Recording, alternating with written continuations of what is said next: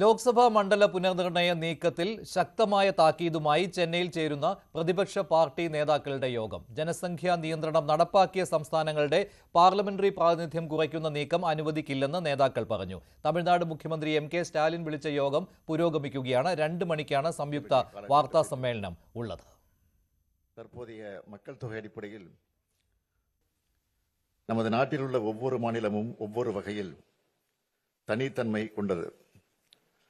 பல்வேறு மொழிகள், இனங்கள், வழிபாட்டு நம்பிக்கைகள், பண்பாடுகள், உடைகள், உணவுகள், பழக்க வழக்கங்கள் கொண்டதுதான் இந்தியா. இத்தகைய மாநிலங்கள் சுயாட்சித்தன்மையுடன் செயல்பட்டால்தான் இந்தியாவில் உண்மையான கூட்டாட்சி உருவாக முடியும், சிறந்த வளர்ச்சியை அடைய முடியும். அனைத்து தரப்பு மக்களும் போராடியதெல்லாம் நமது நாட்டிற்கு விடுதலை கிடைத்தது. இதனை உணர்ந்துதான் இந்திய அரசியலமைப்பு சட்டத்தை வகுத்த மேதைகள் இந்தியாவை கூட்டாட்சி கொண்ட ஒன்றியமாக கட்டமைத்தார்கள். பல்வேறு காலகட்டங்களில் இந்த கூட்டாட்சி தன்மைக்கு சோதனை வந்தாலும் அதனை ஜனநாயக அமைப்புகள், இயக்கங்கள் தடுத்து வந்துள்ளன. ഡെമോക്രസിന്റെ വാൾ പോലെ മണ്ഡല പുനർനിർണയം സംസ്ഥാനങ്ങൾക്ക് മേലെ തൂങ്ങിക്കിടക്കുകയാണെന്ന് മുഖ്യമന്ത്രി പിണറായി വിജയൻ പറഞ്ഞു. Our states, on the other hand, have implemented it commendably. The union government has praised us time and again for our achievement. കൂടുതൽ വിവരങ്ങളുമായി ആർ കിരൺ ബാബു ചേരുകയാണ്. കിരൺ, ഏതെല്ലാം സംസ്ഥാനങ്ങളുടെ പ്രതിനിധികളാണ് സ്റ്റാലിൻ വിളിച്ച യോഗത്തിൽ പങ്കെടുത്തത്? ഇവരുടെ പ്രസംഗത്തിലെ ഒരു പ്രധാന ഭാഗങ്ങൾ എന്തെല്ലാമായിരുന്നു? എന്താണ് യോജിച്ച ഒരു തീരുമാനമുണ്ടാകാൻ പോകുന്നത്? മഞ്ജുഷ, കേന്ദ്ര സർക്കാരിൻ്റെ മണ്ഡല പുനർനിർണയത്തിനെതിരെ യോജിച്ച ഒരു മുന്നേറ്റത്തിനാണ് തുടക്കം കുറിച്ചിരിക്കുന്നത്. മണ്ഡല പുനർനിർണയത്തിൽ നഷ്ടം വരുന്ന പ്രധാനപ്പെട്ട സംസ്ഥാനങ്ങളുടെ എല്ലാം പ്രധാന പാർട്ടികളുടെ നേതാക്കളെ യോഗത്തിൽ എത്തിക്കാൻ കഴിഞ്ഞു എന്നത് സ്റ്റാലിനെ സംബന്ധിച്ച് വലിയ വിജയമാണ്. അത് ബംഗാൾ മുഖ്യമന്ത്രി മമതാ ബാനർജിയോ അല്ലെങ്കിൽ തൃണമൂൽ കോൺഗ്രസിൻ്റെ പ്രതിനിധി ഒഴികെയുള്ള മറ്റ് നഷ്ടം വരുന്ന സംസ്ഥാനങ്ങളിലെ എല്ലാം പ്രധാന പാർട്ടികളെ അവിടെ എത്തിക്കാൻ കഴിഞ്ഞിട്ടുണ്ട്.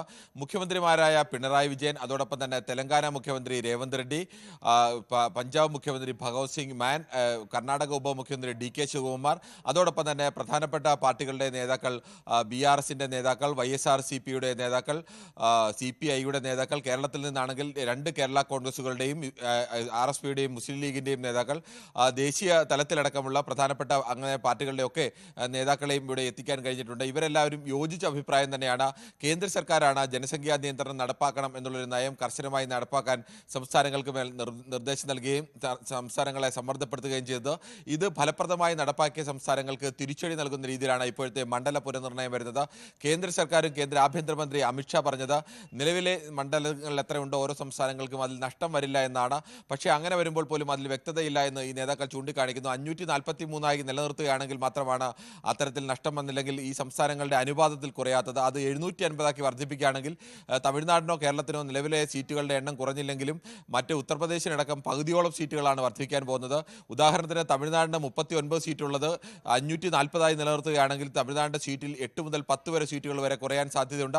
ഇതേ സമയം ഉത്തർപ്രദേശിൻ്റെ സീറ്റിലാണെങ്കിൽ 80 നിന്ന് 127 വരെ വർദ്ധിക്കാൻ സാധ്യതയുണ്ട്. ഇങ്ങനെ നിലവിൽ BJPക്ക് രാഷ്ട്രീയ സ്വാധീനമുള്ള സംസ്ഥാനങ്ങൾ ഉത്തർപ്രദേശ് ആയാലും രാജസ്ഥാൻ ആയാലും ബീഹാർ ആയാലും മഹാരാഷ്ട്ര ആയാലും അവിടെയൊക്കെ സീറ്റുകൾ ഗണ്യമായി വർദ്ധിക്കുകയും ദക്ഷിണേന്ത്യൻ സംസ്ഥാനങ്ങൾ കേരളവും കർണാടകയും ആന്ധ്രാപ്രദേശും തമിഴ്നാടും അടക്കമുള്ള സംസ്ഥാനങ്ങൾ, അതോടൊപ്പം തന്നെ ഒറീസ, പഞ്ചാബ് തുടങ്ങിയ സംസ്ഥാനങ്ങളിലൊക്കെയാണ് ഇങ്ങനെ സീറ്റുകളുടെ എണ്ണം കുറയുന്നത്. ഇതിനെതിരെയാണ് ഈ സംസ്ഥാനങ്ങളിലെല്ലാം മുഖ്യമന്ത്രിമാരും പ്രധാനപ്പെട്ട പാർട്ടി നേതാക്കളുടെ നേതൃത്വത്തിൽ ഇത്തരം ഒരു സംയുക്ത സമരസമിതി അല്ലെങ്കിൽ ജോയിന്റ് ആക്ഷൻ കൗൺസിൽ എന്നാണ് അങ്ങനെ പേര് നൽകിയിരിക്കുന്നത്. ഇന്ന് ഇതിന് അവസാനം കനിമൊഴി ഇന്ന് രാവിലെ വായിച്ച പ്രമേയത്തിന്റെ കരടിന് അന്തിമ രൂപം നൽകി യോഗത്തിന്റെ അവസാനം അത് മാധ്യമങ്ങൾക്ക് വിതരണം ചെയ്യും. അങ്ങനെ ഒരു കരട് പാസ്സാക്കുക, അതോടൊപ്പം തന്നെ പ്രസിഡന്റിനെ നേരിൽ കണ്ടുകൊണ്ട് ഈ ഡീലിമിറ്റേഷൻ പ്രോസസ് നിർത്തിവെക്കണം എന്നുള്ള ഒരു ആവശ്യം ഉന്നയിക്കാനുള്ള സാധ്യതയുണ്ട്. എന്തായാലും വിവരങ്ങൾ നൽകിയത്.